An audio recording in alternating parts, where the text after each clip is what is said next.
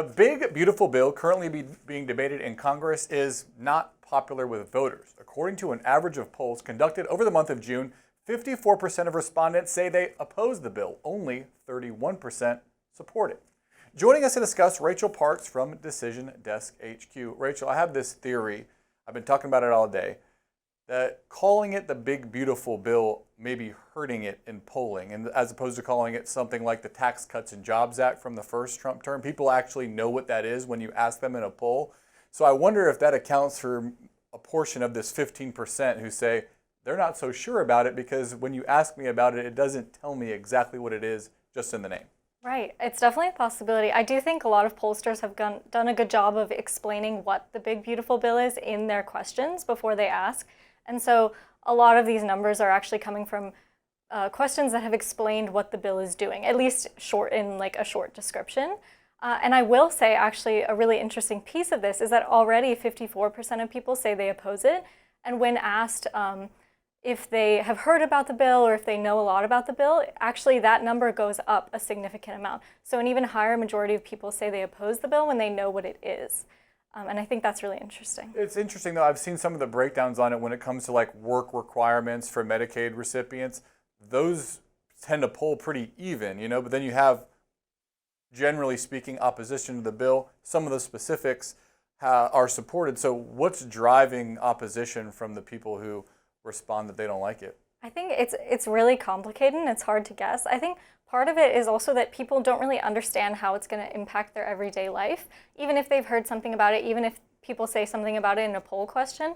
Like a good example of this is one of the polls that was conducted in the middle of last month, I believe said 73% of Republicans supported the bill, but then when asked if they thought it would positively impact their family's life or their life, only 46% of Republicans said that they believed that this would have a positive impact. So there seems to be a bit of a disconnect between the actual impacts the bill is having, or the impacts that people think the bill will have, and whether people support the bill. And it's interesting because you're getting some mixed messages within the Republican Party about their take on the bill. You have some Republicans in the Senate and in the House highly critical of it. Elon Musk, who was a part of the 2024 Republican coalition, has been extremely critical of the bill. I think it's interesting. I want to bring up I think we have a graph of what people think about Elon Musk. He's back again feuding with President Trump. He's promising to primary Republicans who vote for the big, beautiful bill. And I wonder if you think how much clout you think he would bring into next year's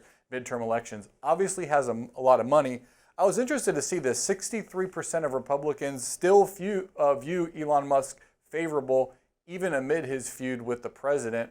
What do you think that means for next year's primaries if Elon is very involved in them?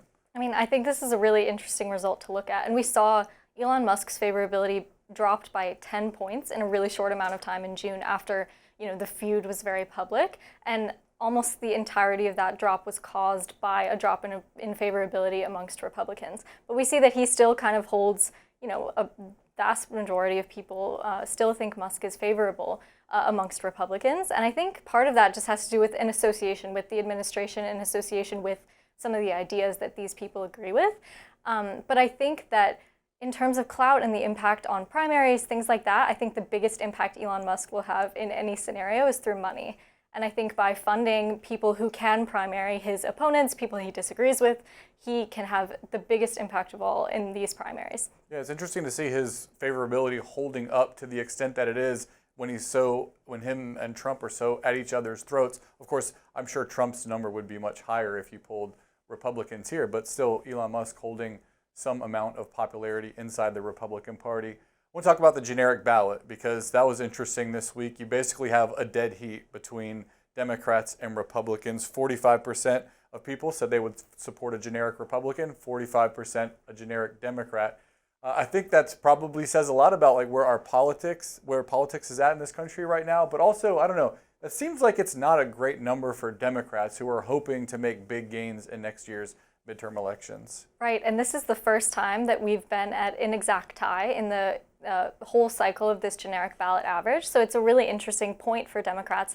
And this trend has held up for about 2 weeks, which is where we start to think, hey, this is something that's more than just a fluctuation. This might be something that doesn't look good for Democrats. But I will say it's a long time before the midterm elections, and the generic ballot really kind of is impacted heavily by what the news cycle is right now. And this is something that can easily change, improve for Democrats before the midterm election, especially if they have some events, some policies, some things like that that are going well for them. Is this a reflection of what some people might perceive as foreign policy wins by the president? We saw what happened in Iran.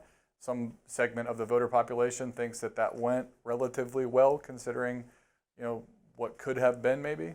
Yeah, I think that's definitely possible. I mean, this is a pretty sensitive representation of public opinion. Like the Elon Musk favorability is a good example of that, where immediately after the feud, we see his numbers drop a lot. And so I think that generic ballot is a representation of what's going on in the week, and probably is a representation of how people think things went with how Trump handled the foreign, interactions and things like that. Yeah, but I will say that Trump's approval rating and favorability rating went down quite a bit last week, and has recovered a little bit this week. But I think that there's a sense that Trump's approval is a bit separate from the generic ballot and how people think Republicans are doing in Congress. So again, maybe we see an association here with the big beautiful bill, with something else. There's a lot of complicated interactions that are going on that go into that generic ballot. Yeah, and still a ton of time before the midterm elections, but obviously we'll want to keep monitoring this as we get closer. Rachel Parks, Decision Desk HQ, thanks so much for your insight. Thank you.